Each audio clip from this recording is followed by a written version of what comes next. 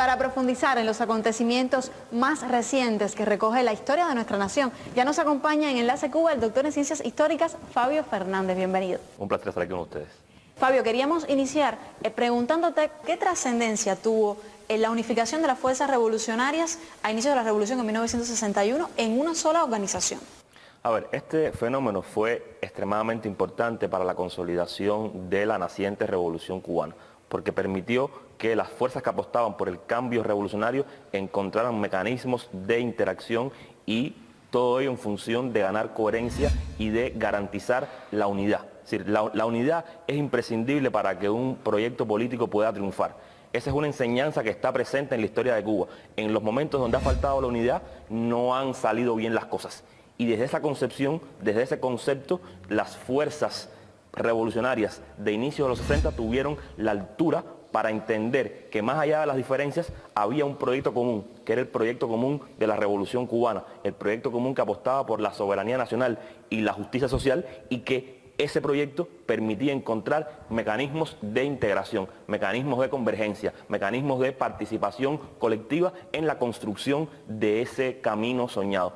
No quiere decir esto que no hayan existido contradicciones, que no hayan existido diferencias, que no hayan existido problemas. Hay que recordar que las ORI estuvieron vinculadas con el fenómeno del sectarismo, pero lo más importante y lo que vale la pena rescatar es el concepto que apostaba por la unidad, entendida como piedra de toque para garantizar los objetivos propuestos. Y en este contexto, ¿cómo evalúa la influencia del liderazgo de Fidel Castro en medio de toda esta efervescencia revolucionaria? A ver, Fidel, en palabras del mismo, se definió como un bordador de la unidad. Es decir, Fidel fue un hombre con la capacidad para lograr que las diferentes fuerzas políticas que tenían proyecciones distintas convergieran en torno al proyecto revolucionario. Sí, yo creo que aquí hay dos elementos fundamentales de unificación, de unidad. Está por un lado el proyecto, es decir, esa idea de que la revolución es el camino que debe unificarnos, pero al mismo tiempo estuvo de manera clara la capacidad de Fidel como líder político. Figuras que venían de horizontes o de universos ideológicos distintos o universos políticos distintos, como puede ser, por ejemplo, Blas Roca y Raúl Roa, convergieron en el proyecto de la revolución, pero convergieron también en el entendimiento de que Fidel Castro era, sin duda alguna, el líder preclaro que mejor estaba interpretando en ese contexto la singularidad de la época en Cuba, y que era capaz de entender con claridad los anhelos de transformación del pueblo cubano y de encabezar de manera, digamos que coherente y exitosa, ese proyecto de cambio en desarrollo. ¿Cuánto entonces de continuidad y cuánto de novedad en la creación del Partido Comunista de Cuba en 1965? A ver, hay un elemento clave de continuidad que es el rescate del ideario marxista o la definición del ideario marxista como la base del proyecto de transformación. Hay una tradición marxista en Cuba, una tradición de pensamiento comunista que el partido va a recoger en su seno.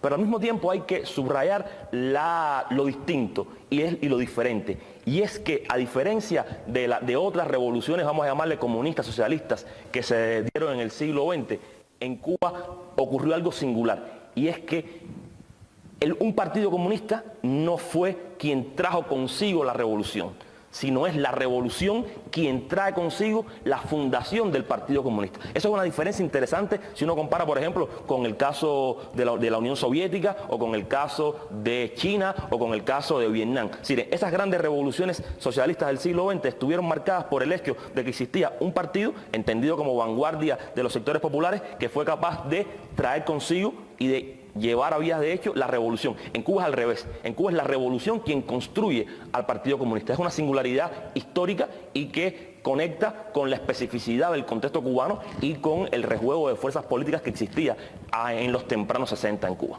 Y a través del tiempo, ¿cómo se ha manifestado, digamos que la función unitaria del Partido Comunista? A ver, el partido es una de las claves de la unidad de la Revolución cubana. Y evidentemente ha cumplido eficientemente con esa tarea a lo largo de las décadas de su existencia. Es decir, ha sido el paraguas debajo del cual se han desarrollado las polémicas y las contradicciones y todo ese camino siempre complejo pero creador que implica hacer una revolución. Es decir, el partido ha cumplido con su función de apostar por la unidad de la nación cubana, con su función de conducir coherentemente el desarrollo de la revolución, de interactuar con la singularidad de los diferentes contextos. O sea, yo creo que en ese sentido el partido ha cumplido ese rol, el rol de fungir como uno de los pilares de la unidad del proyecto revolucionario. Unidad que es la que permite que ese proyecto pueda verdaderamente triunfar y pueda encontrar caminos para materializarse permanentemente en la vida cotidiana, en la práctica del país. ¿Qué temas de la agenda nacional cree que deban debatirse? Yo creo que hay dos elementos fundamentales que el Congreso del partido debe abordar. En primer lugar, las transformaciones económicas. Sí, la famosa actualización del modelo económico cubano, que lamentablemente no se ha concretado a toda la velocidad, creo yo, necesaria, pero que en los últimos meses se ha visto indudablemente un impulso, todo lo que tiene que ver con la tarea de ordenamiento y cosas parecidas. Y yo creo que ese es un elemento fundamental. Si de ese Congreso del partido debe salir la definición clara, programática y totalmente abocada a la concreción de que hay un grupo de transformaciones que en congresos anteriores se han definido y que ahora tienen que materializarse porque lo necesita el país. Esa reconceptualización de nuestro modelo debe ser un tema de debate del Congreso. Y yo creo que hay otro asunto que es fundamental y es el que tiene que ver con pensar el hacer política en Cuba de manera distinta.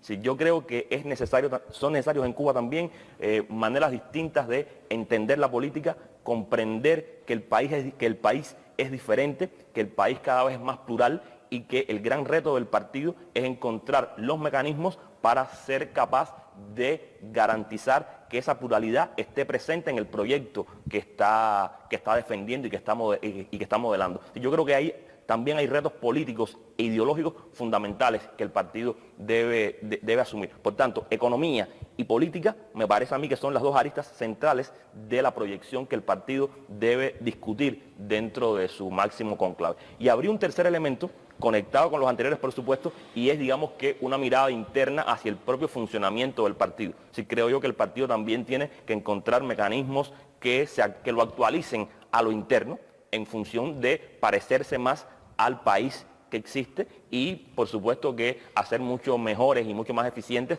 sus procesos internos. Fabio, ¿consideras que un partido definido en la Constitución como fuerza política dirigente superior de la sociedad y el Estado puede prescindir de denominarse comunista? A ver, los nombres son importantes, pero no son lo más importante. Es decir, lo más importante es que ese partido, que se podría llamar de otra manera, Partido de la Nación Cubana, por ponerte un ejemplo, lo importante es que ese partido sea capaz de cumplir con esa función constitucional. Y esa función constitucional será posible verificar en la práctica si el partido es capaz de interpretar con coherencia la hora actual de Cuba. Si el partido es capaz de conectar su proyecto político y su programa de acción con las expectativas de la ciudadanía. Es decir, si el partido pierde la conexión con la ciudadanía, con lo que la gente aspira, evidentemente no podrá cumplir con ese mandato constitucional, llámese como se llame. Si yo creo que la tarea no está en el nombre, es decir, el asunto no está en el nombre que uno tenga, sino en la capacidad de construir un proyecto que conecte con las aspiraciones de los ciudadanos. Es decir, el Partido Comunista de Cuba lo ha logrado durante muchos años, pero hoy por hoy el reto sigue estando. Y creo yo que en las condiciones actuales es un reto que se complejiza las posibilidades de materializarlo, pero ahí está la aventura creadora que siempre es la revolución. Es decir, encontrar los mecanismos y las fórmulas para conectar con las aspiraciones de los ciudadanos. Esa es la clave de la revolución, esa fue la clave de la revolución cubana, es la clave de la revolución cubana y ha de ser la clave de la proyección del partido. Y ya casi para terminar, ¿por qué cree que resulta tan difícil de asimilar la idea de un solo partido en Cuba? A ver, el unipartidismo y el multipartidismo no son per se garantía de la democracia. Es decir, que hay un partido o haya varios no es garantía de que el funcionamiento de la sociedad esté basado en preceptos democráticos. Es decir, yo creo que los cubanos hemos escogido por un lado y al mismo tiempo somos herederos de una tradición que nos ha llevado a la existencia de un solo partido. Ahora, el tema está en que ese partido logre expresar la pluralidad de nuestra sociedad y que logre conectar con la sensibilidad de los tiempos que corren, que logre conectar con esa expectativa de prosperidad y futuro que tiene la gente. Por tanto, si un solo partido es capaz de garantizar eso y al mismo tiempo garantizar la existencia de lógicas de funcionamiento democrático dentro del tejido social, no importa que haya uno. El tema es que ese partido sea capaz de cumplir con esa tarea. Yo creo que el reto está ahí.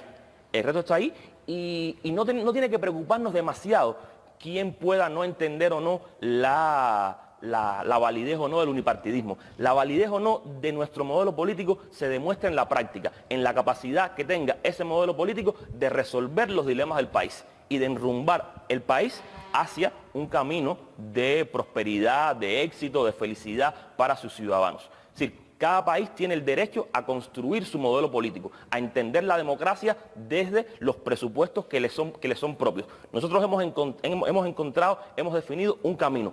La cuestión está en validar desde la práctica ese camino que hemos escogido. Bueno, pues solo nos resta agradecerte una vez más por siempre acudir a la invitación de Enlace Cuba. Un placer estar aquí con ustedes.